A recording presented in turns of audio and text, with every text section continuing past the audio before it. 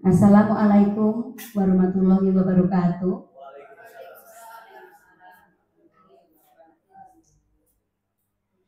Selamat siang. Salam sejahtera untuk kita semua.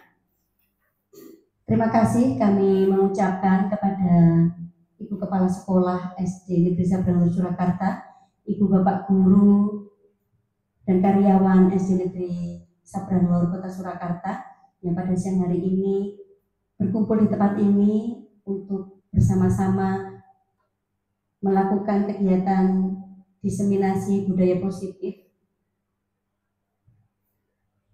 Sebelum saya membacakan susunan acara, saya boleh berpantun ya? Pakai uwi aja ya, kalau cakep. Iya. Oh ya, cakepnya sudah kuno, jadi nanti siang ini kita pakai uwi gitu ya. Setuju Ibu Bapak? Setuju. Baiklah. Jalan-jalan bersama Mas Hanif. Gitu. Ulangi deh. Ulangi deh. Jalan-jalan bersama Mas Hanif. Jalan-jalan beli cilor. Selamat datang di pengimbasan aksi nyata budaya positif bersama guru-guru hebat SD Negeri Sabrang Lor. Terima kasih untuk sambutannya luar biasa sekali. Selanjutnya saya akan sudah dong Pak. Saya akan membacakan susunan acara. Yang pertama adalah pembukaan dan doa. Yang kedua menyanyikan lagu Indonesia Raya. Yang ketiga prakata dari Kepala SD Negeri Sabrang Lor Surakarta. Yang keempat pemaparan dan diskusi disiplin positif oleh CGP Angkatan 11 SD Negeri Sabrang Lor Surakarta. Yang kelima adalah penutup. Baiklah Ibu Bapak, kita akan bersama-sama membuka acara pada siang hari ini dengan berdoa bersama. Menurut agama dan keyakinan kita masing-masing, berdoa dipersilakan.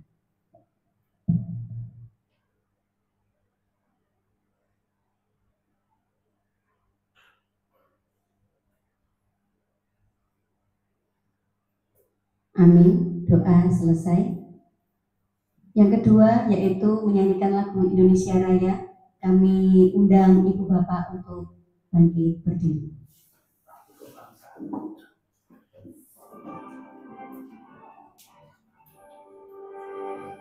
Indonesia, tanah airku, tanah darahku. Di sanalah aku berdiri, jadi pandu ibu. Indonesia, kebangsaanku, bangsa dan tanah airku. Marilah kita berseru, Indonesia bersatu. Hiduplah tanahku, hiduplah negeriku, bangsaku, rakyatku semuanya. Bangunlah jiwanya, bangunlah badannya, untuk Indonesia Raya. Indonesia Raya, merdeka, merdeka, tanahku, negeriku yang kucinta. Indonesia Raya, merdeka, merdeka, hiduplah Indonesia Raya. Indonesia Raya, merdeka, merdeka, tanahku, negeriku yang kucinta. Indonesia Raya, merdeka, merdeka, hiduplah Indonesia Raya. Terima kasih Ibu Bapak, dipersilakan untuk duduk kembali. Untuk acara selanjutnya yaitu prakata dari Kepala SD Negeri Sabrang Lor Surakarta kepada yang terhormat Ibu Marji Astuti SPD, Kami persilahkan.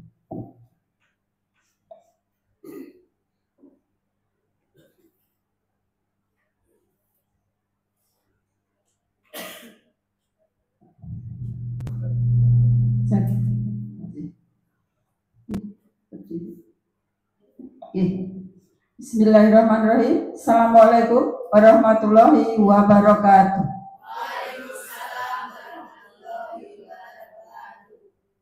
Semangat pagi semuanya. Pagi.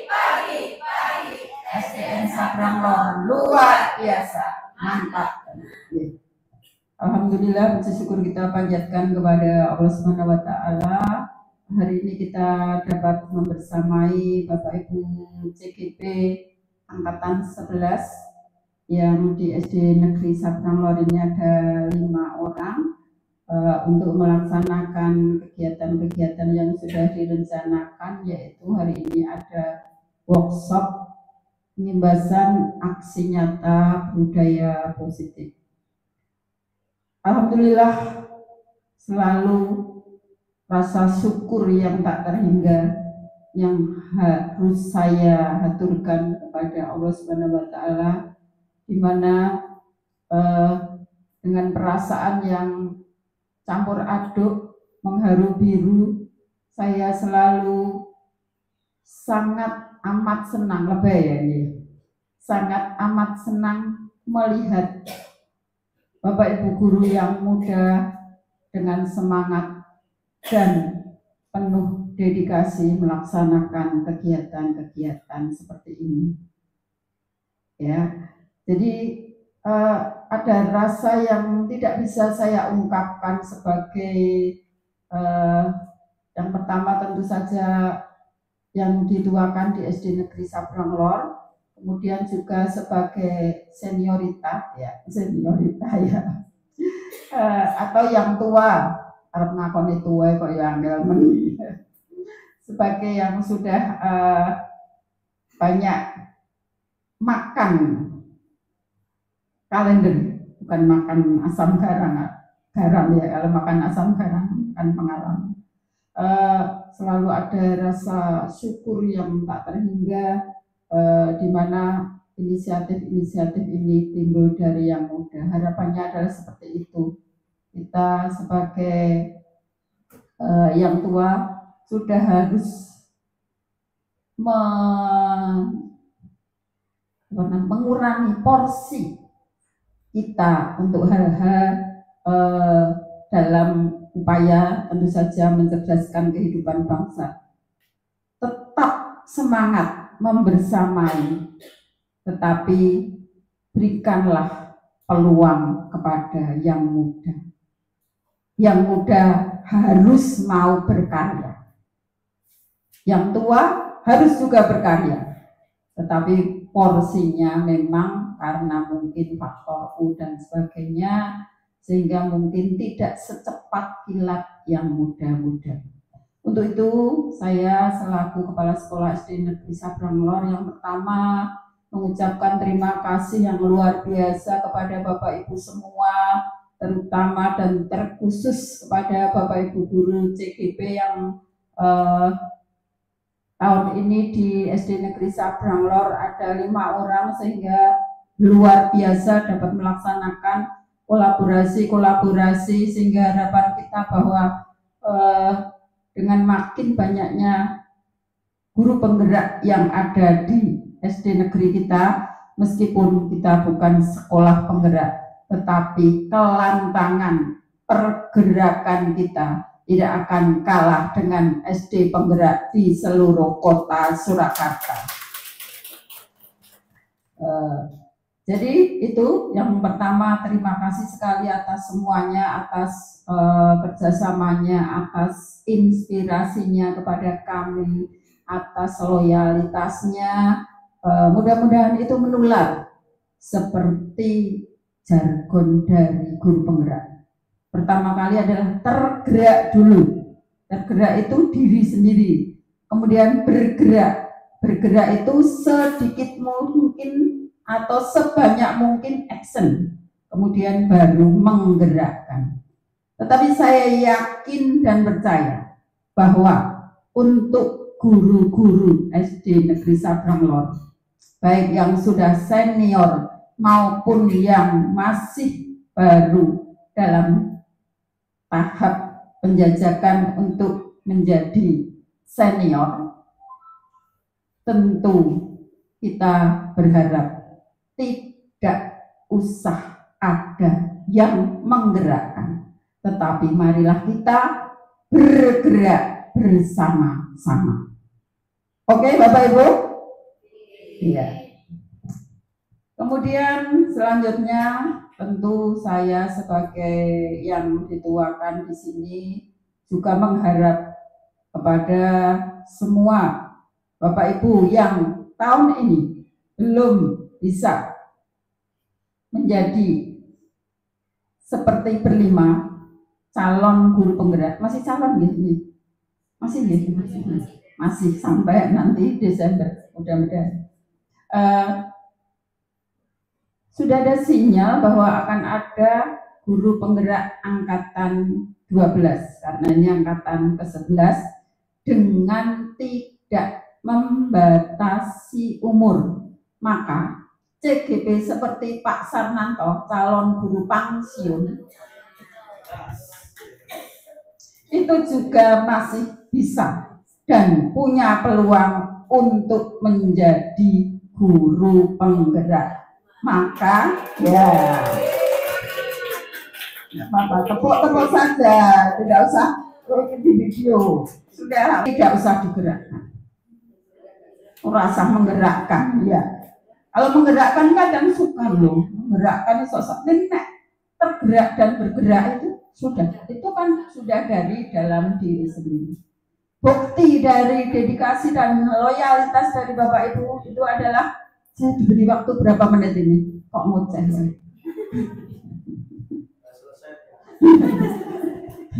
Kurang ajar. Iya, saya diberi waktu berapa menit? Ya, jadi itu harapan saya, Bapak Ibu. Saya ulangi lagi dari lubuk hati saya yang paling dalam hanya ucapan terima kasih, matur nuwun kepada Allah Subhanahu Wa Taala yang telah memberikan saya baik di rumah maupun di sini adalah putra putri yang soleh dan solehah. Allahumma amin. Putri semua, Nurul itu ya putri saya. ya Bu Nurul, ya itu nggak apa-apa ya. Itu sekali lagi selamat berjuang untuk semuanya, selamat berjuang untuk calon guru penggerak, selamat tergerak dan bergerak untuk Bapak Ibu semua. Bukti sudah banyak, prestasi sudah kita dapat. Tentu harapan kita yang baik-baik tetap kita pertahankan, yang masih kurang kita lengkapi. Terima kasih semuanya Bapak Ibu, selamat berjuang sekali lagi. Mudah-mudahan Allah Subhanahu Wa Taala terus melimpahkan ridhonya kepada kita semua dengan harapan bahwa kita adalah menjadi salah satu faktor penentu keberhasilan proses pendidikan untuk mencerdaskan kehidupan bangsa. Allahumma amin. Terima kasih. Assalamualaikum warahmatullahi wabarakatuh.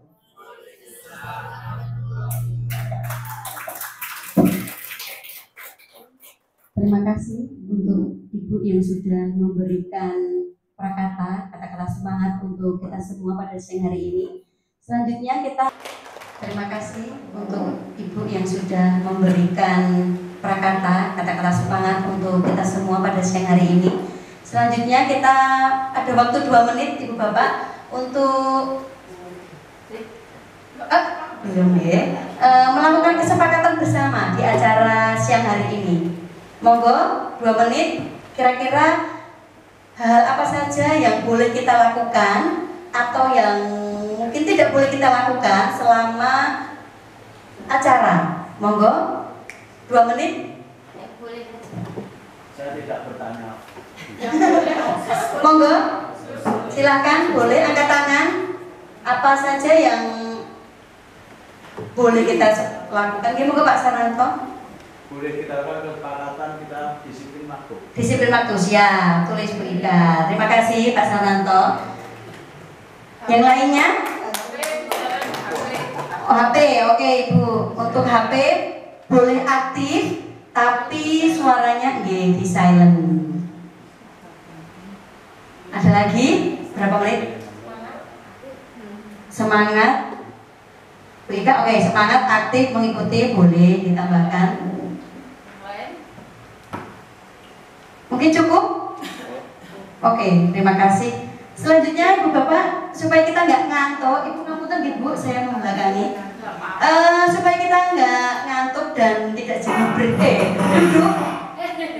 Kita akan ice breaking. Sudah? Oke. Mari kita semua berdiri, kita akan melakukan gerakan ice breaking ini. Saya ajak untuk Pak Faisal maju ke depan, monggo Pak, bersama-sama. Instruktur. Oke, baiklah, kita akan ice breaking dengan mengikuti gerakan di video yang akan kita lihat bersama-sama. Monggo Bu Ika.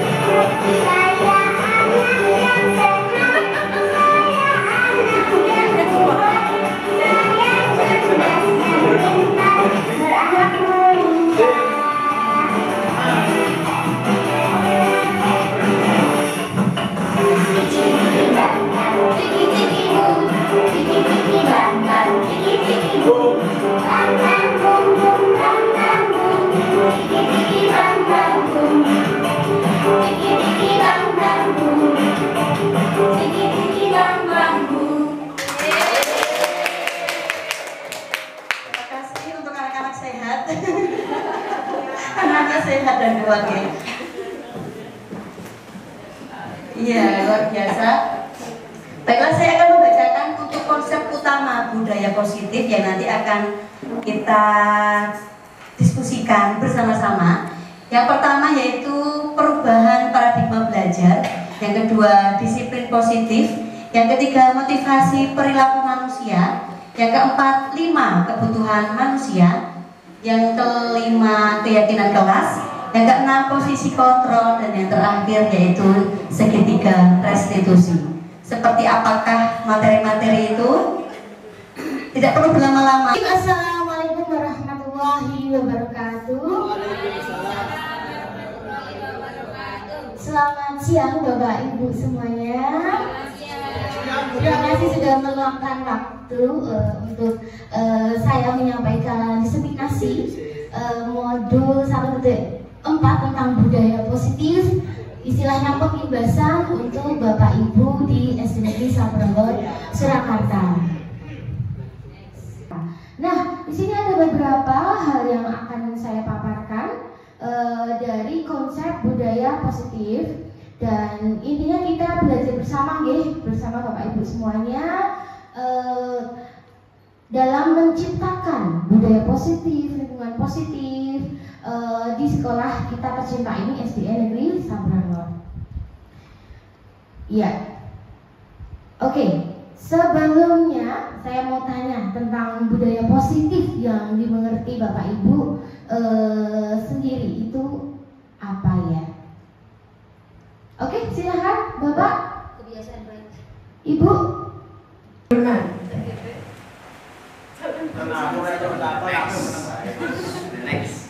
Baik, terima kasih. Jadi saya akan menyampaikan budaya positif. Budaya itu sendiri itu kebiasaan. Jadi kalau diuraikan katanya gitu ya. Kemudian kalau positif sendiri itu adalah hal yang baik. Jadi kalau dirangkai menjadi budaya positif adalah melakukan suatu hal yang baik dimanapun kita berada. Ya, betul sekali. Kita beri applause untuk Ibu Nurma. Baik, yaitu budaya positif adalah nilai dan kebiasaan di sekolah yang berpihak pada murid agar mereka dapat berkembang menjadi pribadi yang kritis, penuh hormat, dan bertanggung jawab sesuai profil pelajar Pancasila. Ya. Nah, Bapak Ibu, setiap guru yang baik itu adalah guru yang dapat mewujudkan budaya positif di sekolahnya.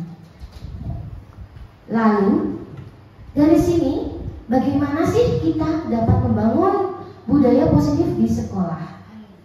Di antaranya yaitu menyediakan lingkungan yang aman, nyaman bagi murid sehingga mereka mampu berpikir, bertindak, dan mencipta dengan merdeka. Ciri budaya positif di antaranya yang pertama adalah jelas, yang kedua terdapat teori kontrol dalam pelaksanaannya. Kemudian perubahan paradigma belajar ya. Jadi disiplin adalah kemampuan memerintah diri sendiri dalam mengontrol dan menguasai diri untuk memilih tindakan yang mengacu pada nilai-nilai yang kita hargai dengan penuh tanggung jawab tanpa perintah orang lain. Nilai-nilai yang kita hargai adalah nilai-nilai kebajikan, sifat positif manusia yang mencapai tujuan mulia yang ingin dicapai oleh setiap individu, yaitu nilai-nilai dalam belajar profil Pancasila. Oke. Nah, di sini ada teori motivasi perilaku manusia. Terbagi menjadi dua, yaitu motivasi internal dan motivasi eksternal. Dua di antaranya yang di sini yang pertama motivasi orang berperilaku itu di antaranya menghindari ketidaknyamanan atau hukuman dan untuk mendapatkan imbalan atau penghargaan dari orang lain atas apa yang dilakukannya. Nah, ini adalah motivasi eksternal Bapak Ibu, datangnya dari luar.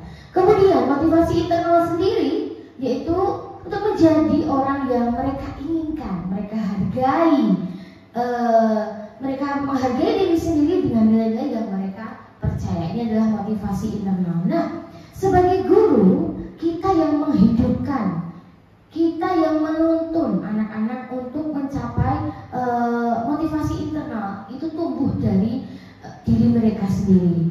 Nah, motivasi internal ini adalah tujuan dari disiplin positif yang akan kita tempuh Bapak Ibu, yaitu menghindari hukuman dan pemberian penghargaan yang berlebihan agar meminimalisir motivasi eksternal dalam diri murid. Jadi kita akan menghidupkan motivasi internal, kesadaran diri penuh, mereka bisa menghargai diri sendiri, mereka bisa percaya atas nilai-nilai yang mereka miliki. Selanjutnya di sini ada materi tentang hukuman dan konsekuensi. Ini sangat familiar di dunia pendidikan, di saat kita mengajar, anak-anak juga belajar, pasti ada terbesit hukuman dan konsekuensi. Nah, kita belajar lebih dalam lagi Bapak Ibu ya.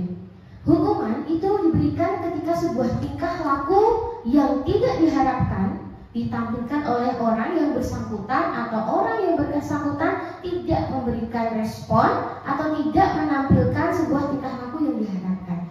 Nah, sedangkan konsekuensi merupakan akibat langsung dari suatu perbuatan yang dilakukan. Begitu. Nah, hukuman sendiri adalah suatu yang dijatuhkan kepada pelaku melalui prosedur keadilan. Selanjutnya, di sini ada tabel bentuk dari identitas gagal dan identitas sukses dari kata disiplin itu sendiri. Nah, untuk identitas gagal ini merupakan hukuman. Hukuman ini merupakan hal yang negatif, sesuatu yang menyakitkan, yang harus dialami anak-anak, yang anak-anak tidak nyaman, korban istilahnya mendapatkan keadilan, padahal di situ bukanlah identitas yang sukses begitu. Kemudian anak-anak ada yang tersakiti, perilaku jadi aktif, agresif, yang meningkat, kemudian sistem yang tidak berjalan bila murid tidak merasa takut, kemudian berlaku hanya di sebuah institusi, tidak berlanjut pada kehidupan nyata. Nah, peraturannya adalah kamu harus begini, kamu harus begitu.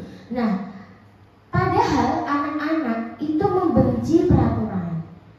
Nah, anak-anak itu benci. Gimana kita bisa membuat lingkungan itu positif?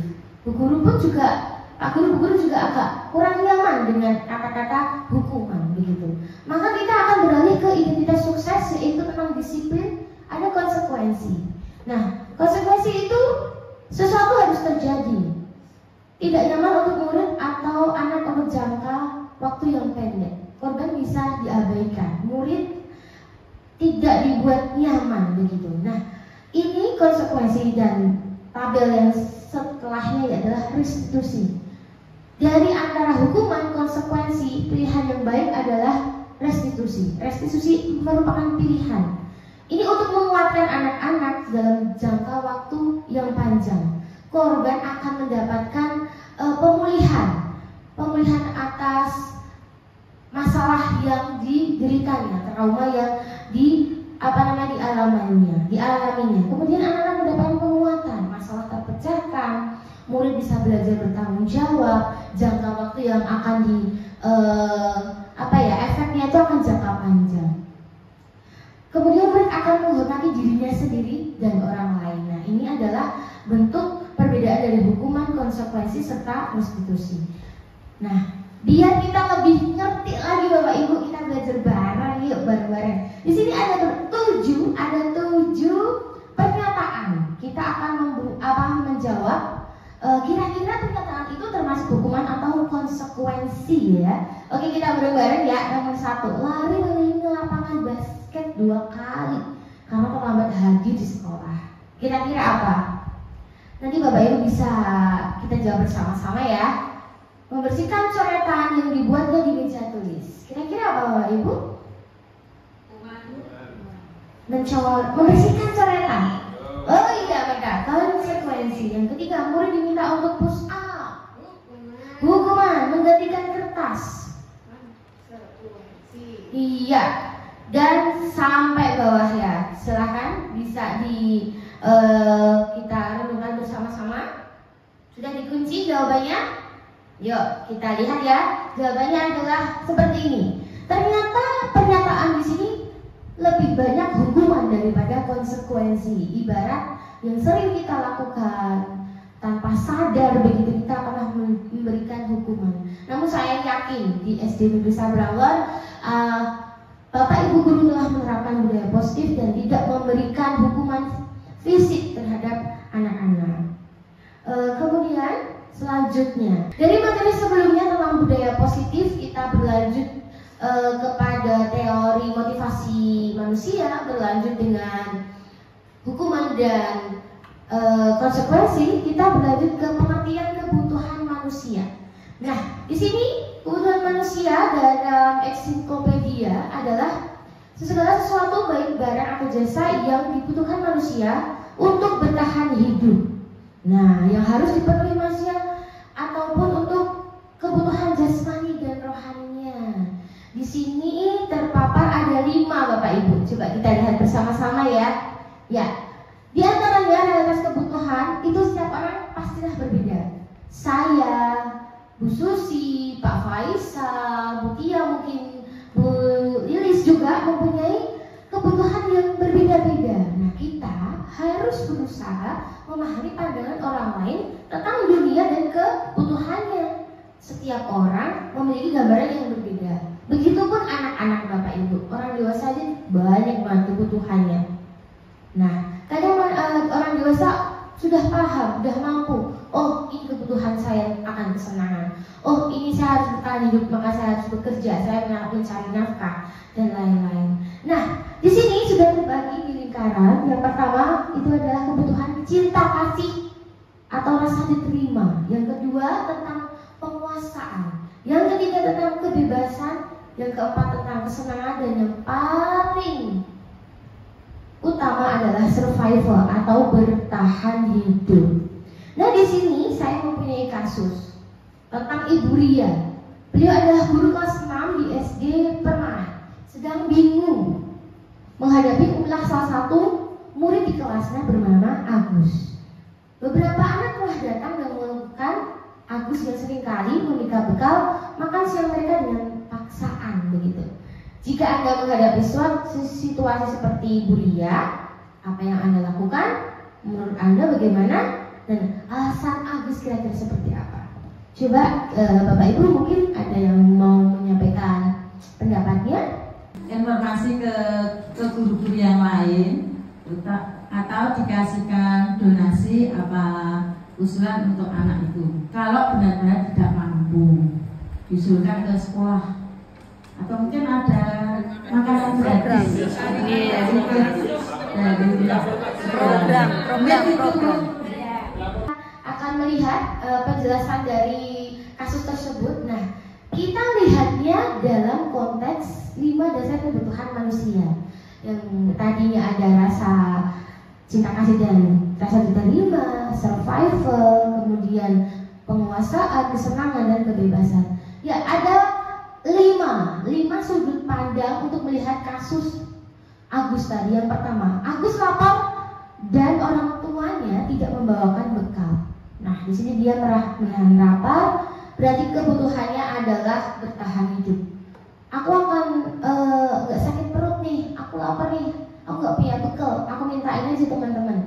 Kalau aku mintain satu-satu, kenyang perutku. Nah, yang kedua, teman Agus jadi memperhatikan Agus. Mungkin Agusnya kesepian, nggak ada sahabat dekat, kayak dia mengganggu teman-temannya ya. Yang ketiga, dia merasa hebat ya karena temannya tidak takut. Ya, dia merasa punya powerful. Aku laki-laki ini, pasti dia harus takut sama aku. Yang keempat, Agus merasa bosan dengan bekal yang dibawakan orang tuanya, selalu sama begitu ya. Mungkin dengan cara yang praktis orang tuanya memberikan menu-menu yang kurang bervariasi. Ini tentang kebebasan. Dan yang kelima, Agus hanya iseng aja nih ya, menikmati ekspresi temannya yang saling kesel ya. Dia iseng ya, luar biasa. Nah, ini adalah penjelasan dari 5 dasar kebutuhan manusia Bapak Ibu. Nah, ini akan berkaitan dengan materi berikutnya. Agar kejadian dari Agus ini tidak terjadi lagi, kita harus menerapkan keyakinan kelas atau sekolah yang harus disepakati bersama. Di sini keyakinan kelas, kira-kira Bapak Ibu, apakah ada yang sudah mengerti? Mungkin ada yang sudah menerapkan. Karena di sekolah kita ada beberapa CGP yang sudah lulus begitu, luar biasa. Nah, saya bacakan ya. Keyakinan kelas adalah nilai-nilai kebajikan atau prinsip universal yang disepakati bersama secara universal, lepas dari perbedaan agama, suku, negara, dan bahasa. Nah, seseorang akan lebih bersemangat untuk menjalankan keyakinannya daripada hanya sekedar mengikuti peraturan Bapak Ibu. Oke, di sini saya ada pertanyaan. Apakah peraturan kelas dan keyakinan kelas merupakan sesuatu yang sama? Apa sih perbedaan peraturan kelas dan keyakinan? Karena tadi sudah dijawab bahwa keyakinan kelas dan peraturan kelas itu berbeda. Nah, di sini alasannya. Biasanya peraturan kelas dibuat oleh guru dan tidak melibatkan siswa. Udah ada nih jadi. Anak-anak, kalian harus mentaati peraturan yang ada. Kemudian yang kedua, keyakinan kelas. Ini adalah dibuat bersama dengan guru dan siswa agar siswa mempunyai rasa memiliki, rasa tanggung jawab, rasa untuk menerapkan di kemudian hari ya, sehari-hari intinya seperti itu. Nah, di sini kita bisa lihat bagan keyakinan kelas atau sekolah. Yang warna pink inti dari inti ya, inti dari keyakinan kelas, budaya positif istilahnya, dimulai dari peraturan kelas, berkembang, diyakini bersama-sama menjadi keyakinan kelas. Keyakinan kelas terjalin dari siswa ke siswa, siswa ke guru, guru ke guru, dan kepala sekolah serta seluruh warga sekolah menjadi lingkungan positif. Lingkungan positif akan berkembang lebih besar lagi menjadi budaya positif. Nah, dari budaya positif akan membuat anak-anak belajar menjadi aman, nyaman, dan menyenangkan tentunya. Selanjutnya, ini adalah 3 langkah-langkah untuk menetapkan keyakinan kelas. Di antara berdiskusi, menunjukkan peraturan yang perlu ditaati. Yang kedua, mengubah peraturan menjadi kalimat positif dan menjadikan peraturan-peraturan menjadi nilai-nilai kebajikan.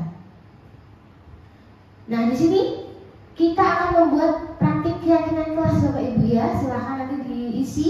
PDF-nya sudah saya kirim ke grup WA sekolah. Silakan. Yuk, kita kasih waktu 2 menit ya. Kita kasih waktu 2 menit untuk mengisinya. Oke, terima kasih. Ya, dari PDF yang sudah diisi, kita simpulkan begitu ya. Peraturan-peraturan ini ada tabel-tabel. Dari peraturan kita ubah menjadi keyakinan kelas atau nilai kebajikan yang dituju. Dari peraturan-peraturan yang harus tulisannya itu harus begini, dilarang begini. Kemudian dilarang melakukan, jangan berdiri di sini. Kemudian kita akan ubah menjadi sebelah kanan, menjadi nilai kebajikan. Di antara yang ada tanggung jawab, menghormati orang lain dan diri sendiri, keselamatan, kesehatan, kemudian kesabaran. Ya.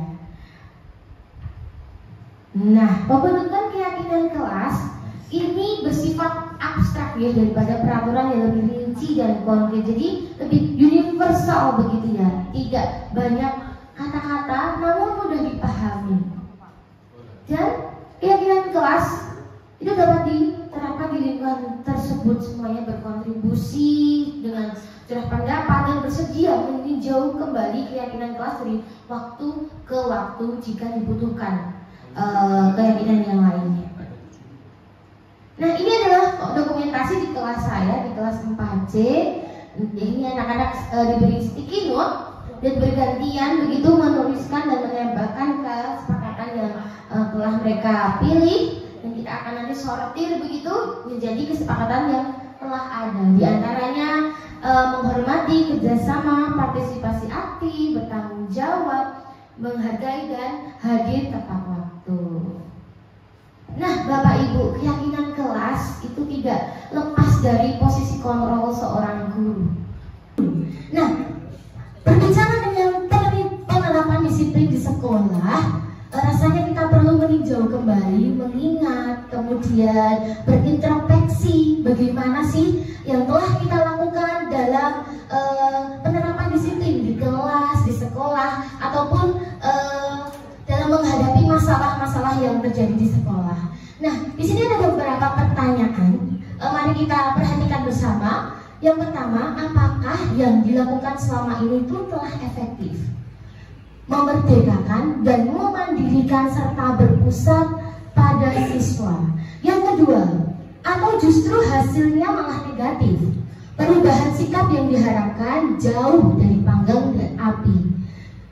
Peserta didik dan orang tua yang menitipkan anak-anak pada kita tidak bisa menerima perlakuan yang diberikan, yang muncul malah resistensi, kebencian, kemarahan, dan serangan terhadap para guru. Kemudian, atas dasar peristiwa tersebut, berikut ada paparan tentang 5 posisi kontrol guru menurut Jane Gossen dalam penerapan disiplin di sekolah yang umumnya telah terjadi, dan semoga di sekolah kita budaya positif telah terlaksana dengan baik begitu ya. Monggo selanjutnya. Nah, di sini ada 5 Bapak Ibu. Mari kita baca bersama-sama ya. Dari yang paling kanan, paling kiri dulu. Yang pertama apa? Penghukum. Yang kedua, pembuat rasa bersalah. Yang ketiga, pemantau. Yang keempat, teman. Dan yang kelima, manajer. Nah, di sini kita coba introspeksi bersama Bapak Ibu. Kira-kira posisi kita di sekolah itu sudah di posisi mana? Apakah sebagai penghukum? Apakah sebagai pembuat rasa bersalah pada murid, pemantau, teman, dan manajer? Nah, agar lebih dalam lagi tentang pengetahuan kita tentang posisi kontrol, saya mempunyai sedikit games. Monggo Ibu. Ya, kita pakai nanti pakai Kahoot ya. Dan di sini saya ada pernyataan-pernyataan. Coba kita lihat bersama. Kalau saya kecewa sekali dengan kamu, nah nanti posisinya apa? Yang kedua, kamu tidak pernah benar melakukannya ya. Pernah nggak kita kan bicara seperti itu sama anak-anak? Yang ketiga, ayolah lakukan demi Bapak Ibu. Jangan seperti ini. Nah, yang keempat, apakah kamu mau mendapatkan stiker bintang hari ini? Nah, biasanya kalau di kelas dapat penghargaan, istilahnya seperti itu. Yang keempat, bagaimana kamu bisa menyelesaikan masalah ini? Nah, itu muncul dari seorang posisi guru yang mana? Yang keenam, kamu selalu yang terakhir ya. Kok kamu tuh lambat banget? Nah, itu tuh bagaimana itu ya? Pernah nggak kita melakukan seperti itu? Kita perlu berintrospeksi bersama-sama. Nah, di sini saya sudah siapkan ada kuis.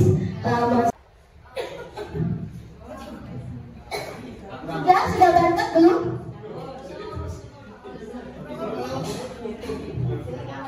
Belum mendekat Bu, belum mendekat. Ayo berhenti. Saya bantu ya.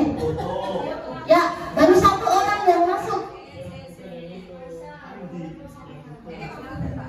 Oke, baru satu yang masuk Budia. Enggak, diisi namanya. Ya, saya bantu ya. Kita main bersama. Nanti kita bikin gamenya dengan anak-anak juga bisa. Kita mulai ya, siap. Satu soal ada 20 detik. Nanti Bapak Ibu langsung bisa klik warna 3, 2, 1. Oke, silakan. Yang pertama, saya kecewa sekali dengan kamu. Pilihannya, silakan. Membuat rasa bersalah. Kuisnya di depan Bapak Ibu. Monggo.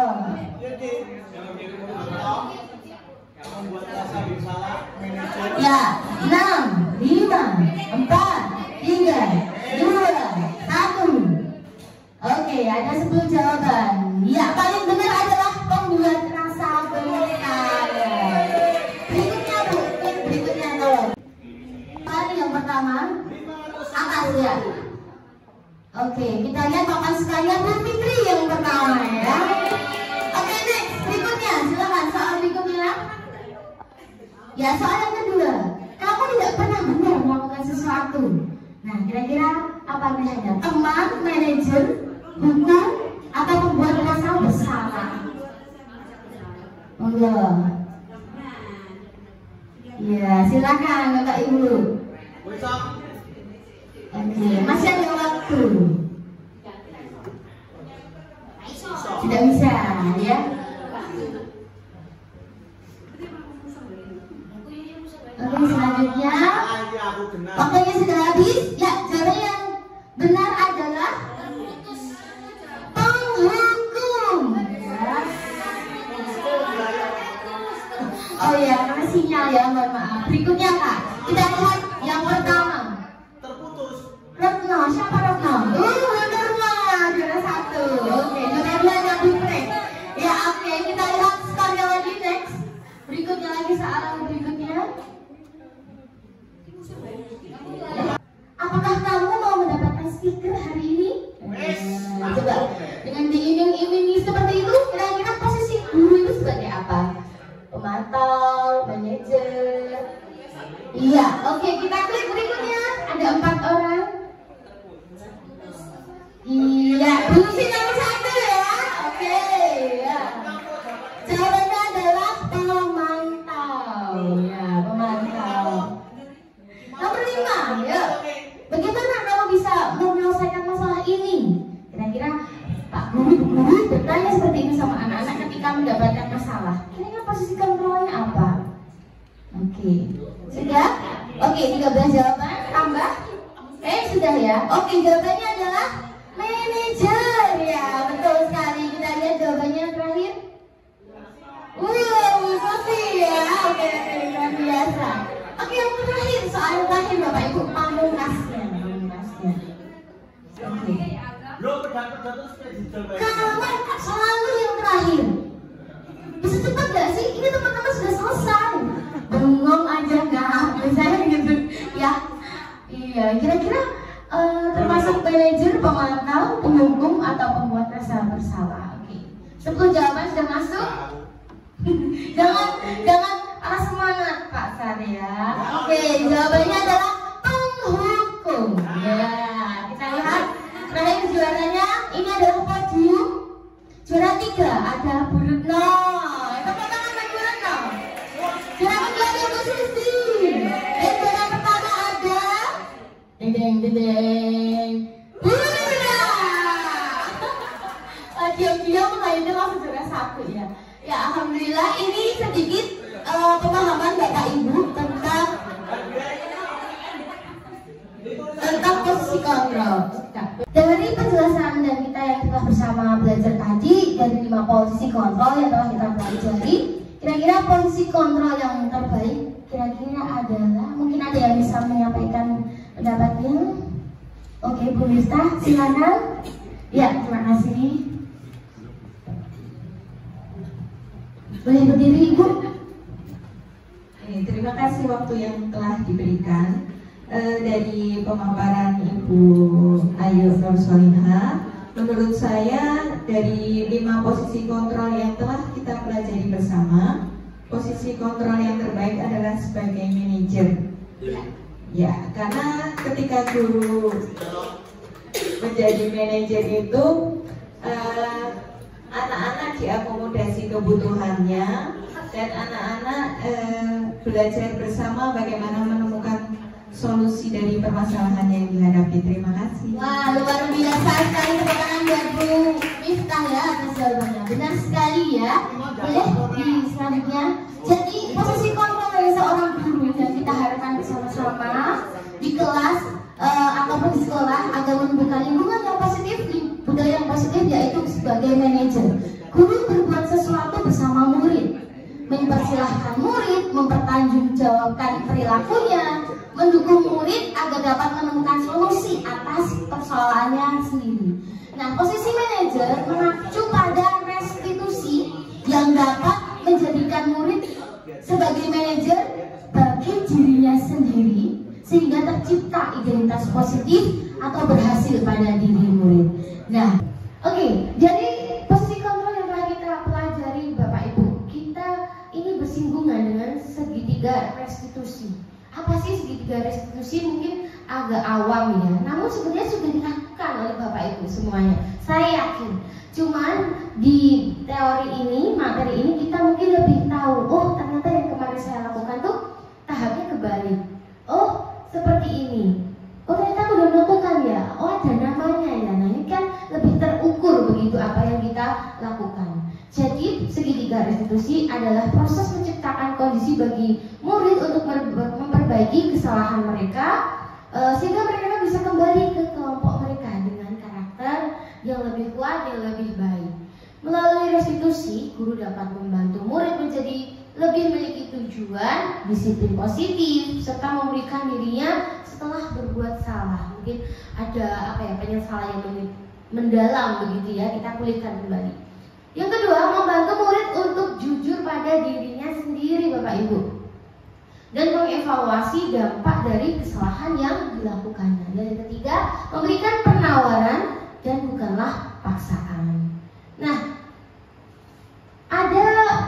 ini ada gambar segitiga restitusi Bapak Ibu. Di antara yang pertama menstabilkan identitas, yang kedua memvalidasi tindakan yang nyata, yang ketiga adalah menanyakan keyakinan. Kita breakdown lagi biar lebih jelas makna dari tahapan tersebut. Yang pertama, menstabilkan identitas.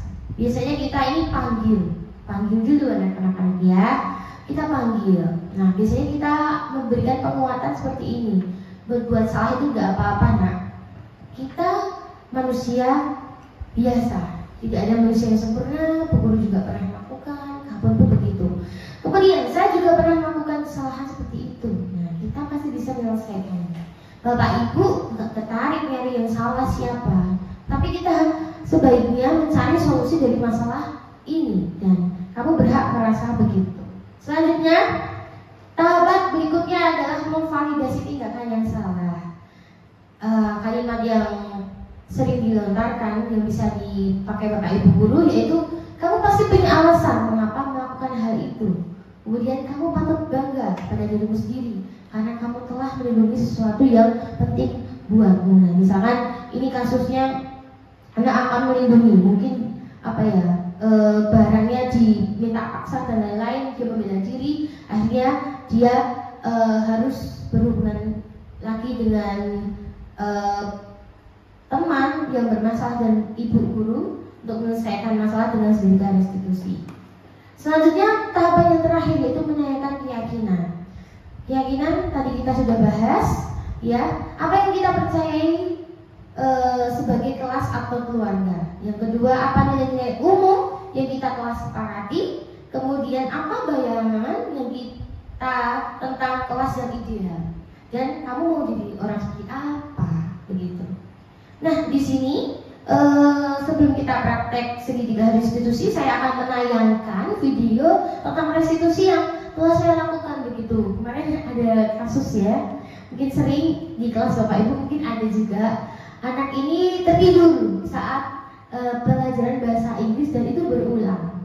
Nah, saya akan melakukan segitiga restitusi, kemudian anak bisa menyelesaikan masalahnya sendiri dengan berkomitmen begitu.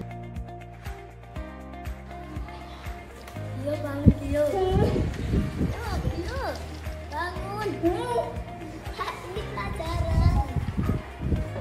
Permisi Bu, assalamualaikum. Waalaikumsalam. Silakan masuk nak. Silakan duduk. Terima kasih Bu. Kalau boleh tahu, apakah Ibu memanggil saya? Iya, Kyo, tahu nggak kira-kira ibu memanggil kamu?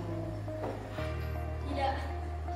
Oh iya, begini nak. Ibu tuh udah orang kalau saat pelajaran bahasa Inggris itu kamu tidur di kelas. Benar kamu lakukan hal itu? Iya Bu. Berarti benar ya kamu melakukannya ya? Kamu ngantuk atau tidak? Ngantuk. Ngantuk. Oh, dari kira-kira jam berapa habis sekolah? Semalam tidur jam 11 karena bermain game online. Oh, bermain game online. Seru ya kalau sampai malam itu ya, sampai nggak ngerti waktu gitu ya. Seru banget ya. Tapi efeknya gimana di kelas? Ini apa? Ngantuk. Berarti kira-kira itu salah. Berarti nggak apa-apa sih melakukan kesalahan yang manusia itu ada orang salah. Tidak usah merasa takut atau bagaimana, yang penting kamu yakin kamu bisa menyelesaikan hal itu. Nah, kira-kira besok mau melakukan apa kalau udah ibu tanyain terus kamu udah mengaku kalau kamu salah, berarti besok ngapain? Tidak melakukan. Kira-kira cukup dengan itu? Cukup? Berarti kemarin kan pelajarannya Bu Ayu atau Bu Sela? Bu Sela ini perlu tidak? Jadi besok akan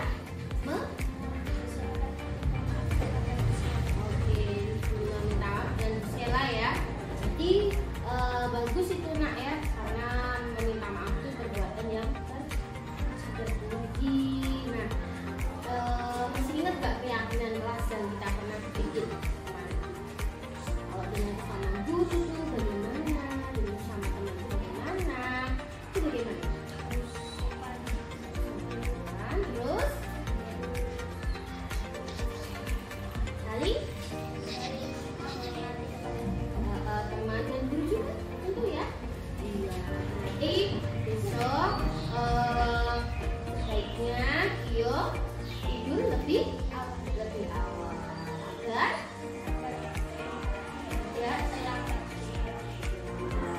dan tidak mengantuk, biar apa kok fokus dan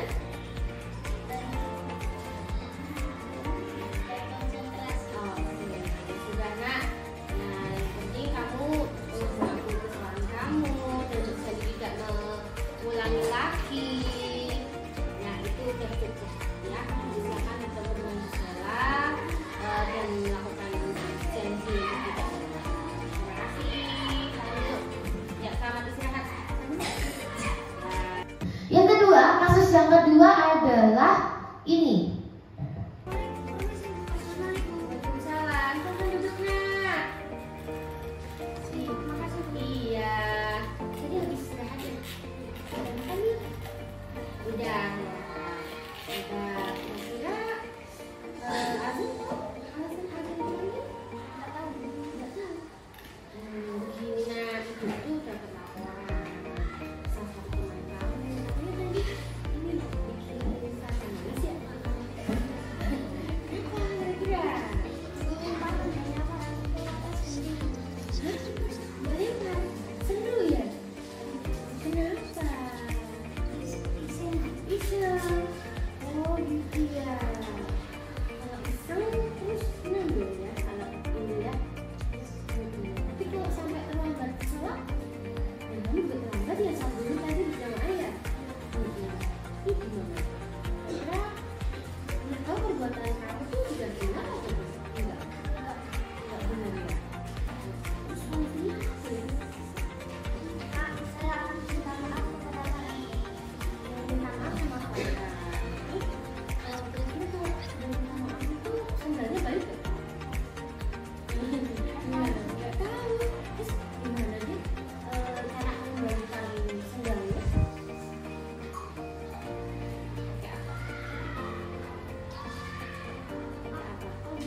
Oh, tangga ada maksudnya. Oh iya. Jadi nanti kira-kira menurut kamu salah nggak menurut kamu sih? Sudah, jadi kamu sudah mengakui apa namanya perbuatan kamu. Ya, besok lagi ini enggak dengan keyakinan kelas kita. Apa sih? Kelas sudah terus menghormati sama teman ya. Kemudian kalau sudah tahu keyakinan kelas itu mau gimana? Tahan. Mau ngapain? Minta maaf. Teman lagi? Jadi kita apresiasi ya. Kalau Farhan mau mengakui kesalahannya, mau berani meminta maaf, itu sifat kunci. Tapi besok lagi kalau bermain harus saling apa? Saling menghormati, saling menyayangi. Jangan sampai kalau anak teman-teman menangis gara-gara ada sakit ya. Oke, sudah begitu saja. Nah, Azam bisa kembali ke kelas ya. Ini dulu. Iseng banget ya, dia kayak mempunyai kebutuhan kesenangan gitu ya. Melempar sendal temannya, padahal sendalnya mau dipakai untuk wudhu. Akhirnya mereka terlambat sholat zuhur. Nah, di sini bisa dilihat video-videonya, bagaimana tahapannya. Begitu Bapak Ibu, bisa nanti saya akan bagikan beberapa kasus, ada 3 kasus. Bapak Ibu bisa bergantian untuk berperan menjadi murid dan berperan menjadi siswa begitu ya. Nah, nanti kita coba untuk maju ke depan, kita praktekkan bersama. Oke, Bapak silakan. Oke, siap. Silakan maju. Monggo.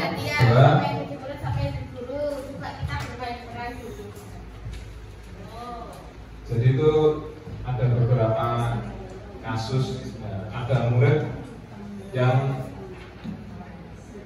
waktunya piket, jadwalnya piket, belum melaksanakan tugasnya sudah melarikan diri. Itu ada. Lagi masalah itu loh, Bu. Ya, Bu Guru. Ada apa, Bu Guru? Begini, Bu Guru. Tadi kan ulangan, Bu Guru. Amira itu saya tanya, Mira, kamu dapat berapa? Aku dapat 60. Ami, oh 60. Bagus saya masih 90. 60. Saya 90, Bu Guru. Apa itu juga termasuk mengejek ya, Bu Guru?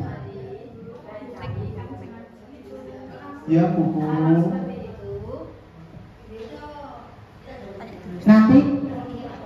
Nanti kasihan si Amira Ya, Bu Kamu Guru. nilainya bagus, itu nggak serius jangan mengolok-olok si Amira itu. Ya, Bu Guru. Kasihan Amiranya, ya. Ya, Bu Kamu Guru. nanti kamu harus minta maaf ke Amira supaya Amira nanti tidak sakit. Kamu jangan nangis. Kamu jangan nangis. Saya menyesal, Bu Guru, telah mengolok-olok teman saya, Amira, Bu Guru. Saya sangat menyesal. Nanti saya akan meminta maaf pada Amira, Bu Guru. Ya. Besok jangan diulangi lagi ya. Ya, Bu Ya Guru. udah, sekarang kamu istirahat Maaf sana. ya, Bu Guru. Amira, aku minta maaf ya, Amira.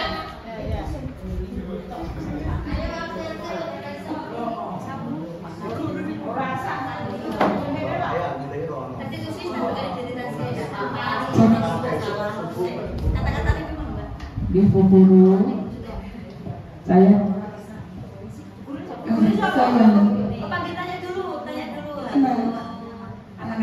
Apa kabar hari ini, Nak? alhamdulillah Bu, baik. Baik. Iya, Sehat? sehat. Alhamdulillah. Kamu tahu kenapa aku panggil di sini? Iya Bu Guru. Kenapa? Tadi saya lari tidak memberikan. Padahal kamu hari itu bikin. Iya. Kenapa nggak bikin? Bosan Bu, ya baru berikan. Padahal kamu tahu.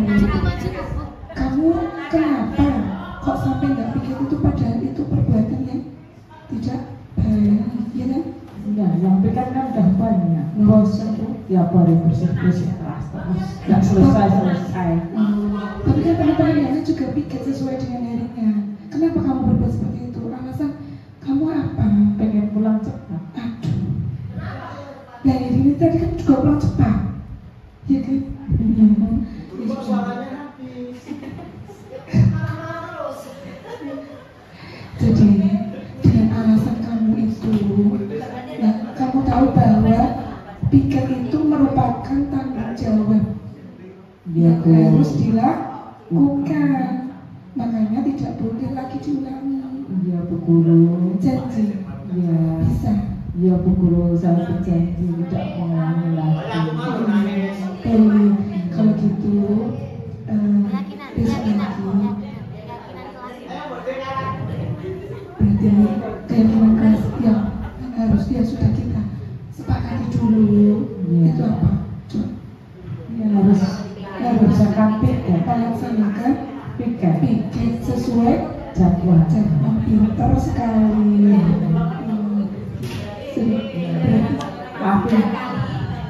Berarti lain kali hal tersebut tidak boleh diulangi. Ya Bu Guru, sekali ini saja. Maafkan Ciko ya Bu ya. Ciki. Iya.